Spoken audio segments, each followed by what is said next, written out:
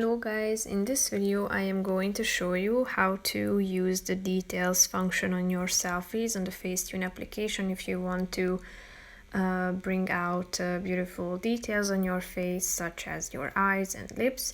But first I just want to mention, don't forget to subscribe to my channel because at 10,000 subscribers I am going to show you my whole YouTube revenue statistics and growth strategy, how to make money online. So let's jump into it. First of all, open the application on your phone and tap on a picture.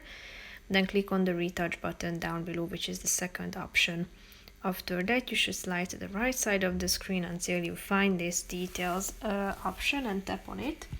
Then you should zoom in and swipe over your eyes and other features on your face that you want to enhance, and you can adjust it on the scale down below. So if you zoom out, you can see how it looks like.